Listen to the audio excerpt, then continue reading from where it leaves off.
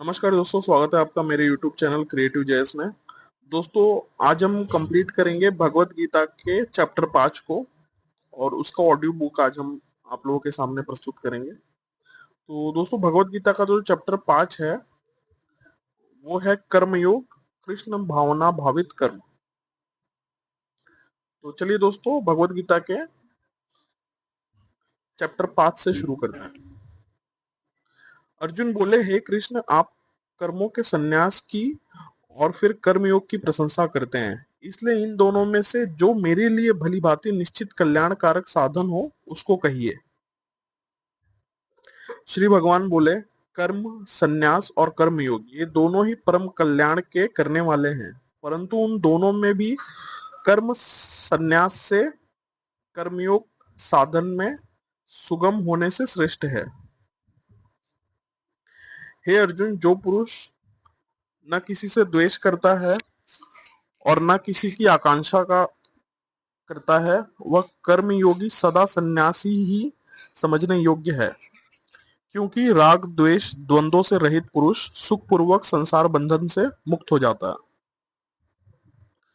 उपर्युक्त संन्यास और कर्मयोग को मूर्ख लोग पृथक पृथक फल देने वाले कहते हैं, न कि पंडित जन, क्योंकि दोनों में से एक में भी सम्यक प्रकार में स्थित पुरुष दोनों के फल स्वरूप परमात्मा को प्राप्त होता है। ज्ञान योगियों द्वारा जो परम धाम प्राप्त किया जाता है, कर्म योगियों द्वारा भी वही प्राप्त किया जाता है। इसलिए जो पुरुष ज्ञान योग और कर्म योग को फल स्वरूप में एक देखता है, वही यथार्थ देखता है। परंतु हे अर्जुन, कर्मयोग के बिना संन्यास अर्थात मन, इंद्रिय और शरीर द्वारा होने वाले संपूर्ण कर्मों में कर्तापन का त्याग प्राप्त होना कठिन है, और भगवत स्वरूप को मनन करने वाला कर्मयोगी परब्रह्म परमात्मा को शीघ्र ही प्राप्त हो जाता है। जिसका मन अपने वश में है, जो जितेंद्रिय एवं विशुद्ध अंतःकरण वाला है और संपूर्ण प्राणियों का आत्म स्वरूप परमात्मा ही जिसका आत्मा है, ऐसा कर्मयोगी कर्म करता हुआ भी लिप्त नहीं होता। तत्व को जानने वाला सांख्य योगी तो देखता हुआ, सुनता हुआ, स्पर्श करता हुआ, सूंघता हुआ, भोजन करता हुआ, गमन करता हुआ, सोता हुआ, श्वास लेता हुआ, बोलता हुआ, त्यागता हुआ, ग्रहण करता हुआ तथा आंखों को खोलकर और मूंदता हुआ भी सब प्रकार से इंद्रियों को अपने अपने अर्थों में बरत रही है, इस प्रकार समझकर निसंदेह ऐसा माने कि कुछ भी नहीं करता हूं मैं। जो पुरुष सब कर्मों को परमात्मा में अर्पण करके और आसक्ति को त्याग कर कर्म करता है, वह पुरुष जल से कमल के पत्ते की भांति पाप से लिप्त नहीं होता। कर्मयोगी ममत्व बुद्धि रहित केवल इंद्रिय, मन, बुद्धि और शरीर द्वारा भी आसक्ति को त्याग कर अंतःकरण की शुद्धि के लिए कर्म करते हैं। कर्मयोगी कर्मों के फल का त्याग करके भगवत प्राप्ति रूप शांति को प्राप्त होता है, और सकाम पुरुष कामना की प्रेरणा से फल में आसक्त होकर बंधता है।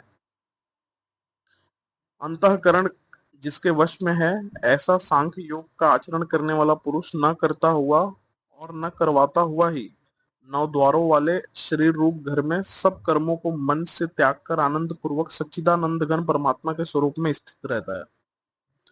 परमेश्वर मनुष्यों के न तो कर्तापन की, न कर्मों की और न कर्म फल के संयोग की रचना करते हैं, किंतु स्वभाव ही बरत रहा है। सर्वव्यापी परमेश्वर भी न किसी के पाप कर्म को और न किसी के शुभ कर्म को ही ग्रहण करता है, किंतु अज्ञान द्वारा ज्ञान ढका हुआ है, उसी से सब अज्ञानी मनुष्य मोहित हो रहे हैं। परंतु जिसका वह अज्ञान परमात्मा के तत्व द्वारा नष्ट कर दिया गया है, उनका वह ज्ञान सूर्य के सदृश उस सच्चिदानंद घन परमात्मा को प्रकाशित कर देता है।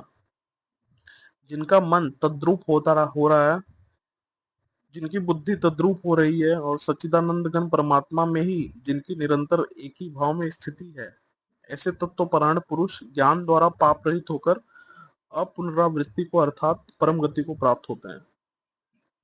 वे ज्ञानी जन विद्या और विनय युक्त ब्राह्मण में तथा गौ, हाथी, कुत्ते, चांडाल में भी समदर्शी ही होते हैं। जिनका मन समभाव में स्थित है, उनके द्वारा इस जीवित अवस्था में ही संपूर्ण संसार जीत लिया गया है, क्योंकि सच्चिदानंद घन परमात्मा निर्दोष और सम है, इससे वे सच्चिदानंद घन परमात्मा में ही स्थित होते हैं। जो पुरुष प्रिय को प्राप्त होकर हर्षित नहीं होता और अप्रिय को प्राप्त होकर उद्विग्न नहीं होता, वह स्थिर बुद्धि, संशय रहित ब्रह्मवेत्ता पुरुष सच्चिदानंद घन परम परब्रह्म परमात्मा में एक ही भाव में नित्य स्थित रहता है। बाहर के विषयों में आसक्ति रहित अंतःकरण वाला साधक आत्मा में स्थित जो ध्यान जनित सात्विक आनंद है उसको प्राप्त होता है। तदनंतर वह सच्चिदानंद परब्रह्म परमात्मा के ध्यान रूप योग में अभिन्न भाव से स्थित पुरुष अक्षय आनंद का अनुभव करता है। जो ये इंद्रिय तथा विषयों के संयोग से उत्पन्न होने वाले सब भोग हैं, यद्यपि विषयी पुरुषों को सुख रूप भासते हैं तो भी दुख के ही हेतु है और आदि अनंत वाले अर्थात अनित्य हैं। इसलिए हे अर्जुन, बुद्धिमान विवेकी पुरुष उनमें नहीं रमता। जो साधक इस मनुष्य शरीर में शरीर का नाश होने से पहले पहले ही काम क्रोध से उत्पन्न होने वाले वेग को सहन करने में समर्थ हो जाता है, वही पुरुष योगी और वही सुखी है। जो पुरुष अंतरात्मा में ही सुख वाला है, आत्मा में ही रमण करने वाला है तथा जो आत्मा में ही ज्ञान वाला है, वह सच्चिदानंद परब्रह्म परमात्मा के साथ एक ही भाव को प्राप्त सांख्य योगी शांत ब्रह्म को प्राप्त होता है,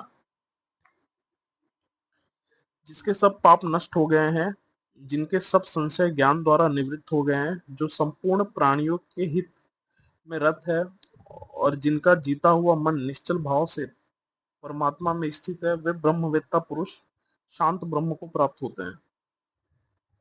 काम क्रोध से रहित जीते हुए चित्त वाले परब्रह्म परमात्मा का साक्षात किए हुए ज्ञानी पुरुष के लिए सब ओर से शांत परब्रह्म परमात्मा ही परिपूर्ण है।